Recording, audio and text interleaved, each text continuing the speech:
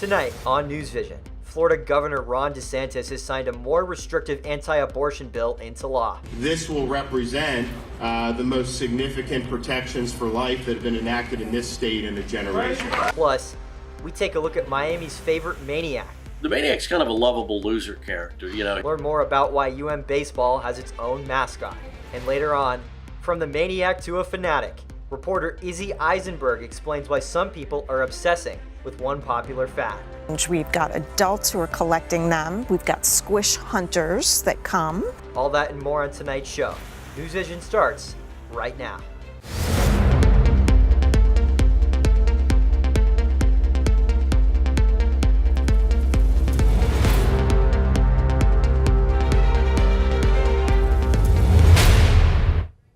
Hello and welcome to NewsVision. I'm Blake Atwell. And I'm Bella Papaduke. Thank you for joining us this evening. At least 24 people have been injured in an attack in the New York City subway on Tuesday, and a little more than 48 hours after the shooting, the man accused in the attack faced a judge. The manhunt for 62-year-old Frank James came to an end Wednesday, nearly 30 hours after he allegedly opened fire in a Brooklyn subway. I cannot thank the men and women of the New York City Police Department enough, as well as our federal agents, our state police. Law enforcement sources say James called in a tip to the city's Crime Stoppers hotline while he was visiting a McDonald's in Manhattan's East Village. He was arrested without incident. We were able to shrink his world quickly. There was nowhere left for him to run. Police have not specified a motive, but James has been linked to disturbing videos online talking about violence and mass shootings. In this new video obtained by WNBC, James, wearing an orange vest and hard hat, can be seen using his Metro card to enter the subway station before the attack, carrying a roller bag and backpack. Authorities believe James visited a storage unit in Philadelphia the night before the attack, where investigators found more ammunition and weapons.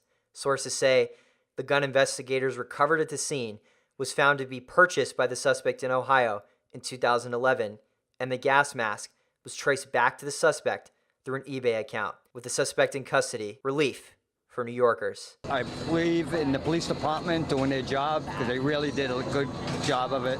Kept everything calm. Frank James is being held without bond, but did not enter a plea. If convicted, he could face life in prison. Florida Governor Ron DeSantis has signed a bill that puts heavy restrictions on abortion. The law bans abortion after 15 weeks without exceptions for rape, incest, or human trafficking. But it does allow exemptions if the pregnancy is a serious risk to the mother or if a fatal abnormality in a fetus is detected, if two physicians confirm the diagnosis in writing. This will represent the most significant protections for life that have been enacted in this state in a generation. Before signing the bill, DeSantis said they are defending those who cannot defend themselves. The bill goes into effect July 1st. Another controversial bill that DeSantis signed into law recently restricts the discussion in the classroom about gender identity and sexual orientation. But on Sunday, UM students took to Miami Beach to speak out and celebrate their identity. Reporter Lauren Lennon was there. On March 28th, Governor Ron DeSantis signed the Parental Rights in Education bill, nicknamed the Don't Say Gay bill, into law. The new law restricts LGBTQ+ language in Florida public school education. It's really important that you go out and reach out to people who are LGBTQ, and they could use a lot of love and support from allies right now. Members of Spectrum, an LGBTQ student organization, put their feelings into writing by sharing their thoughts with Florida legislators. Senator/Representative. My name is blank. I am a student at the University of Miami and a Florida voter. Essentially just to make sure our representatives are aware about how much we care about this issue and how much this issue affects us. Much like the greater LGBTQ+ community, students on campus feel as though the bill is an attack on their identity. A lot of frustration, definitely disappointment. We're just trying to be ourselves. And I think that's a huge thing, is people need to see that despite a lot of stereotypes, the LGBT community does not fit those stereotypes. Spectrum organized buses to take students from campus to the Miami Beach Pride Parade on Sunday. A lot of them, this is their first Pride ever.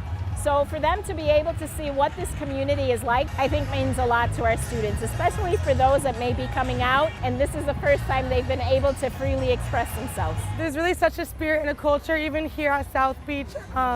You see so many people so happy, smiles on their faces, and it really feels amazing to be a part of this. I'm Lauren Lennon reporting for UMTV. The Grand Rapids Police Department have released the videos of a police officer shooting one black man in the back of the head. Congolese immigrant Patrick Lioya was killed on April 4th when police say they pulled him over for improper registration on the car he was driving. Lioya started to run from the police, but the officer caught up to him and pulled out his taser. There was a fight over the taser, and in the final moments, the officer was kneeling on Lioya's back. He was shot. Authorities now face the question if the officer's life was in enough danger to draw his gun. So a taser is not per se a deadly weapon. The taser is what would be known as an intermediate weapon. Intermediate weapon would have the potential to cause death. It would have the potential to cause great bodily harm, but not necessarily. Civil rights attorney Ben Crump, who is working with the Lioya family, demands for the officer to be named, fired, and charged for killing Patrick. The Grand Rapids Police Department says the identity of the officer involved in the incident will remain anonymous unless charges are filed. Today marks the 50th day of Russia's invasion of Ukraine. Millions of people have fled their homes, and some estimates put the death toll into the tens of thousands. To help Ukrainians in need, the U.S. and EU have pledged $1.3 billion in military aid. But with countries around the world coming together to support Ukraine, the United Nations is warning that time is of the essence, saying that the longer the war goes on, the worse the global economy could become. President Joe Biden has raised his concern about how what's happening between Russia and Ukraine is impacting Americans. Your family budget, your ability to fill up your tank, none of it should hinge on whether a dictator declares war and commits genocide in half a world away. On Thursday, President Biden said he is considering whether to send any U.S. senior officials to Ukraine. April is Sexual Assault Awareness Month, and on Monday afternoon, UM students kicked off a week of events to mark the occasion, starting at The Rock with a flag-raising ceremony. The event was hosted by students of COPE, which stands for Counseling Outreach Peer Education. Members greeted students with a table of giveaway goodies as well as red flags, symbolizing dangers of assault behaviors. COPE provided markers to write messages supporting assault survivors, and prevention tables from other organizations were there, such as Sexual Assault Resources Team and UM Police, each aiming to inform students of campus resources they can turn to when dealing with an assault. People don't talk about sexual violence. A lot of people suffer in silence and don't know that they're not alone in this. And so we want to raise awareness that there's community, that there's empathy, that there's kindness and care. Attendees enjoyed a series of student performances, including song and spoken word poetry about sexual assault. At the end of the event, people planted their flags in the grass alongside the walkway, which will remain there for the rest of the week. We will take a short break now, but when NewsVision returns, we will join reporter Regina Potenza, who is live on campus from an event that celebrates Hispanic culture. Plus, reporter Savannah Yates talks to one runner from Coral Gables who is using TikTok to inspire others. Don't go anywhere, NewsVision will be right back. Observe a domesticated human family in their natural habitat, known to their species as the backyard. Hey, you think I should light it now? I think it's good. Yeah? Oh dear, someone is about to burn a pile of debris that's too tall, which can start a wildfire. Wait, could it be? Blimey, it is. It's Smokey. It's Smokey Bear. What a legend. Hey, it's Smokey. Sorry, it was too high. Right. Watch as he astutely ensures that there's no wind, and how he removes some of the debris to create a smaller, safer burning pile. No, you said make it bigger, baby. The bigger the better. Take note of our fearless furry friend here, humans. I appreciate it. Fist bump. Watching you. Smokey's done it again. Bye, Smokey. Only you can prevent wildfires.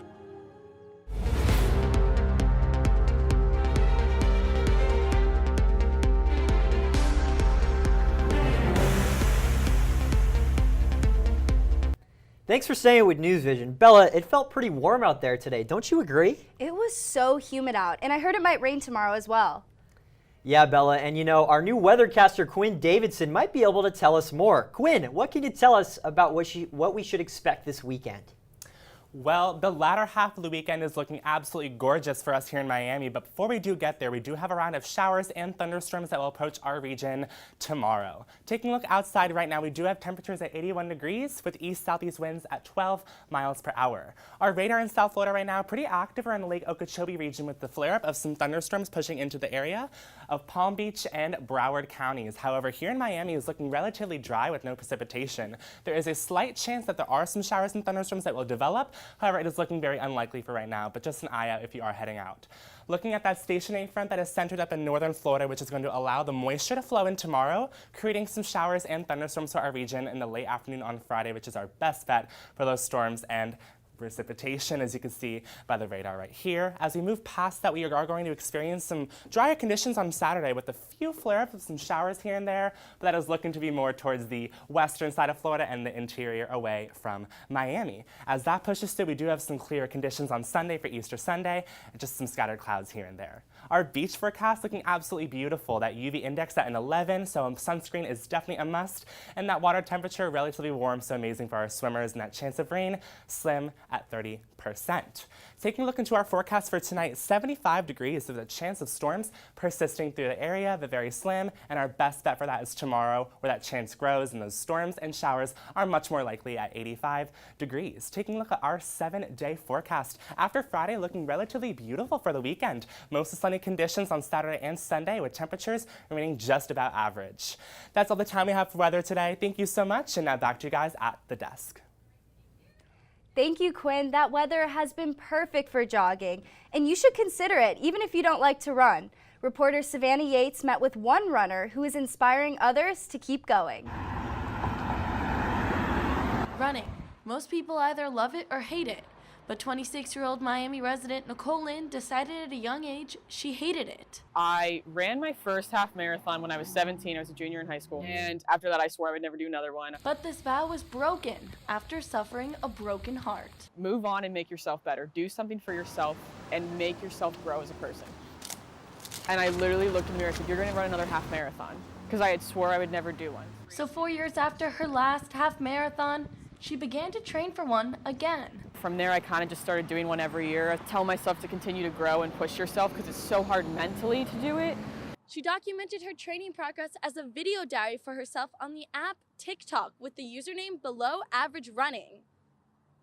Not expecting her videos to go viral on the app. Didn't expect it to happen because I didn't make it for anyone else. I made it for myself to see how I was going to progress. And I posted the first video and I said, welcome to Below Average Running on TikTok. My name's Nicole. Lynn hopes to inspire her over 30,000 followers who also might be a below average runner. You don't have to be fast to run. The motto is embrace the pace. This message helps viewers and runners like Catherine Ford. The thing is that she's a slow runner and she still does it either way, which is like the best attitude to have. So it's like, okay, I need to be more like this. Reporting for UMTV, I'm Savannah Yates.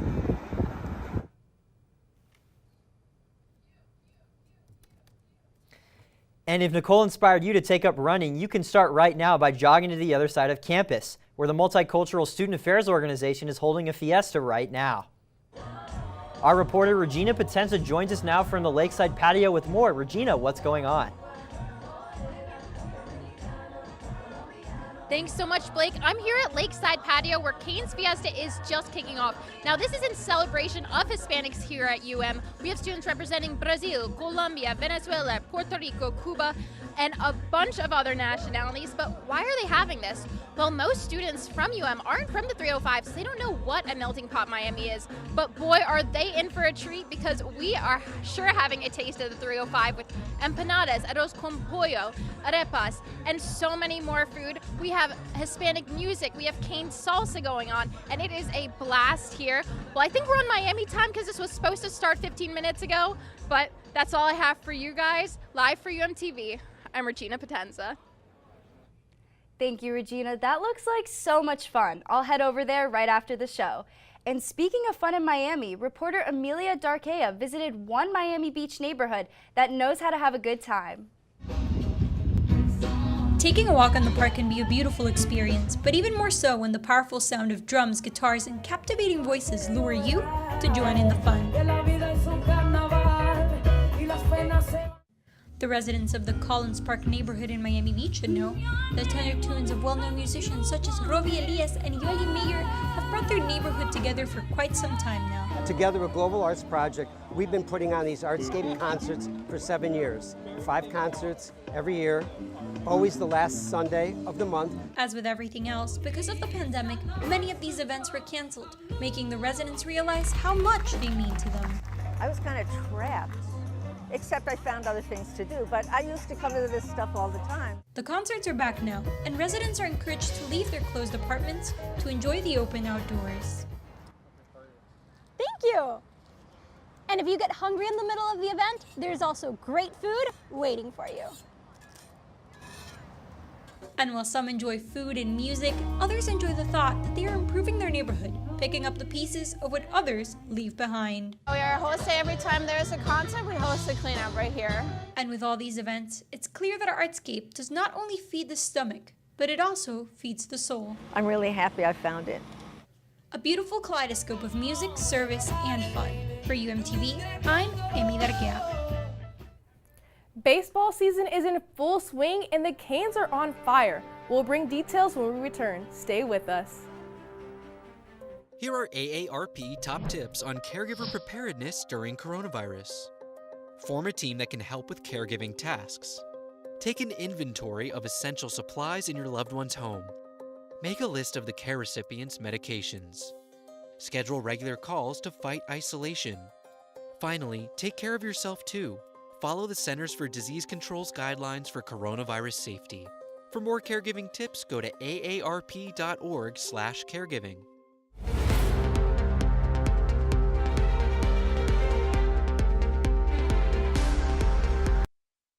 I'm Charlie Hill, and welcome to sports. Spring football is kicking off its spring season this weekend with a game at DRV at Pink Stadium. Pink is home to Major League Soccer team Internacional de Football Miami, also known as Inter Miami CF. With 5 national championships, Canes football is one of the most prestigious and decorated collegiate football programs in the entire country. So it's no surprise they will be playing their first spring game in front of a sold-out crowd. There's been major adjustments to the Canes team during the winter offseason, with an entirely new coaching staff joining this semester. Former Steelers and Commanders quarterback Dwayne Haskins died on Saturday after being hit by a truck on a Fort Lauderdale highway. The Florida Highway Patrol says that Haskins was trying to cross the westbound lanes of Interstate 595. The former first-round pick was in South Florida training with his Steelers teammates before his death. The New Jersey native was just 24 years old, and as one of his college coaches put it, Haskins left a mark on everyone he interacted with. You know, it's hard to wrap your mind around something like this, especially when it just happened so tragically to a young person, especially somebody who had such a big heart. I think when you think about Dwayne, you just think about the compassion that he had. The Haskins family will hold a memorial at Christ Church in Rockaway, New Jersey on Saturday, and at Haskins High School in Potomac, Maryland on Sunday. Back here on campus, the Canes baseball team has extended its winning streak to 14 games Tuesday night against FAU. Let's take a look at the highlights. Picking up things in the bottom of the second, Zach Levinson with a line drive off the third baseman's glove. Jacob comes in to score and Hurricanes trail 2-1. Fast forward to the 8th, Burke at the plate and the pitch gets away. Edgardo Villegas comes in to score and tie the game at 6. Same at the bat, Burke dribbles 1 to third. Jackson Ross makes the throw, but it's not in time and Miami takes their first lead of the night before returning the ball to Andrew Walters, who struck out on all 3 hitters he faced. Miami wins their 14th straight game and their longest winning streak since 2014. And speaking of baseball, did you know that the Canes team has its very own mascot? It's called the Miami MANIAC. Reporter Daniel Tull has the story. Sebastian the Ibis has been the face of the Miami Hurricanes for almost 70 years. He's the center of attention at football games and basketball games. But when baseball season rolls around, a different mascot dons the orange and green to cheer on the Canes. Welcome to Mark Life Field, home of the Miami Hurricanes baseball team and the Miami Maniac. Now, Sebastian the Ibis runs pretty much every corner of campus except this one on Santa Maria Drive, where the Miami Maniac creates an environment for baseball unlike any other. The Miami Maniac made its debut at Mark Light Field in 1982, when Hall of Fame head coach Ron Frazier had a vision to bring the Canes baseball experience to life. And the first person he chose to wear the fluffy orange suit was sporting different colors at a different school. Started really in 1981. When as Cocky, the mascot at the University of South Carolina, I was invited to work the College World Series. Met Coach Frazier and all of the people with the team. He wanted to create his own mascot. He said, if South Carolina can have one, why don't we have one? But by the time the Maniac made a name for himself, Sebastian was already the star of the show. So Canes baseball had to find a way to make their new mascot stand out. Sebastian's the tougher character, the football guy, and has always got to be the winner. The Maniac's kind of a lovable loser character. You know, he might mess around with the girls in the stands a little bit, but, you know, he's going to go home alone. And for Canes fans, it's taken little time to get to know and love the Maniac. Maniac definitely likes to have some extra fun. He's definitely a lot more playful, a little foolish, kind of likes to mock people a little more, even than Sebastian does. The Maniac's crazy. He's out of control. We love him. You'll see him running around the field with his shirt off. You'll see him twerking on the cameras. Miami fans can catch the Maniac dancing again at Mark Light Field next Tuesday when the Hurricanes take on Bethune-Cookman. Reporting for UMTV, I'm Daniel Toll. And from college to the big leagues, it's a big day for Miami Marlins fans. Today is the Marlins' first home game of the 2022 season. The Fish finished 4th in their division last year, and today is the home fans' first chance to see the 4 new starters the squad brought in to try to turn things around. UMTV reporter Daryl Barnes is live outside Lone Depot Park, which is the home of the Marlins for the big day. Daryl, what's going on over there? Charlie, the Miami Marlins may have had the worst attendance record in the MLB last year, but I can tell you from being here for a few hours, fans are packing in. The game's already started, so you can't see too many right now, but fans have been packing in for this home opener for the 2022 season. Now inside right now, the game is currently going on, like I said before, and the Phillies are leading right now the Miami Marlins 1-0 at the top of the third, and the Phillies are coming into tonight's game leading with a record of about 3-3, 500 record, and the Marlins season hasn't necessarily started as well as they'd hoped. They've dropped 4 of their first 5 games, but the record doesn't necessarily tell the full story. The Marlins have lost 3 of those games by only 1 single run. But tonight, to try and help them bounce back, they have their ace, Sandy Alcantara, on the mound trying to help them get their season back on track. But there's still plenty of baseball to be played tonight and also throughout the weekend. This is just the first game of a 4-game series that will take place over the course of the weekend. But for now, reporting live from Lone Depot Park, I'm Daryl Barnes, and I'm going to send it back to you guys in the studio. Thank you, Daryl. And speaking of baseball, UM baseball player Dorian Gonzalez has a lot to look forward to in his first year. As reporter Emric Isles tells us, 2 of those things are continuing the family legacy and honoring a dear friend. Canes got 4 in the first. Dorian Gonzalez Jr. is one of the newest faces to the Hurricanes lineup, but the Miami native has been around the baseball program for his entire life. So originally I grew up at the field. I'd say I started coming to Miami baseball games since I was like 5-6 years old. Dorian's father, Dorian Gonzalez Sr., played at Miami from 1994 to 1996, where he made 3 straight College World Series. And one of Dorian Sr.'s teammates and close friends is Canes pitching coach J.D. Arteaga. Myself and his dad go back a long way. Our moms actually have pictures together pregnant with me and his dad. And of course, you know, my son and Dorian grew up together as well. So it's got 3 generations of friendships, and it's basically family now. Growing up, Dorian and JD's son Ari Arteaga did everything together. The plan all along was we're going to go play at Miami. Like, we're going to go follow our father's dreams, and we're going to go win a national championship at Miami. But Dorian and Ari would never get the chance to play together at Miami. Ari died in a car accident in July 2018 at just 16 years old. And a week after the crash, Dorian decided to go to Miami. And, you know, once that accident happened, I felt like it was just my responsibility to come here and play for Ari on my chest everywhere, every game. Even though Dorian is trying to carry on Ari's legacy, JD wants him to leave his own mark on the program. Well, that feels great, you know, but at the end of the day, you know, I think Dorian is in the right place, and he's going to have his own legacy here, and he's got off to a great start.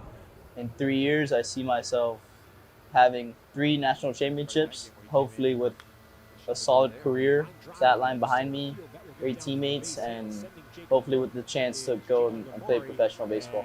Reporting for UMTV, I'm Embrick Isles. An RBI single. Wow, that was such an inspiring story. It really was, Bella. And with Dorian on the team, as Charlie said earlier in the sports block, the Canes have won 14 games in a row, so really something else. I hope they can keep it up. We will return and take a short break.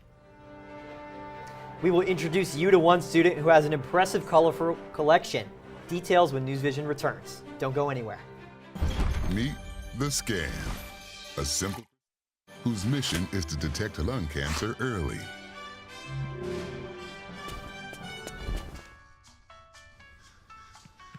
I'm here to save you.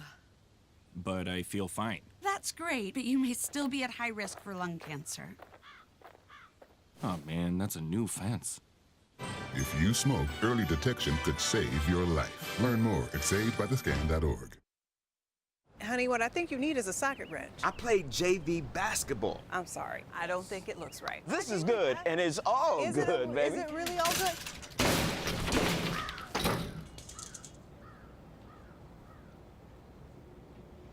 If you love me enough to routinely test your handyman skills, not to mention the strength of your marriage, then of course you'll visit nhtsa.gov/therightseat to make sure I'm in the right car seat. I'm gonna call my dad. Thank you for staying with us. And before we go, we wanted to introduce you to one student who has a very impressive collection of one popular item, Bella. Reporter Isabel Eisenberg joins us in the studio with more. Isabel? From Webkins to Care Bears to pillow pets, many stuffed animals have provided comfort to many over the years. I met with one student with a collection that means a lot more than just her items. They come in all shapes and sizes. These plush toys may seem like your typical childhood snuggle buddy, but people of all ages have gone manic over these creatures called Squishmallows. We've got adults who are collecting them. We've got squish hunters that come. Some of them are younger too, and they come with their parents, but we have a lot of college students that are collecting these as well. Manufacturing company Kelly Toy has sold millions of Squishmallows since it invented the toy 5 years ago. But the Squishmallow frenzy really started in 2020, when the pandemic began. These they're just like emotional support people and like animals, and they feel like they're at home.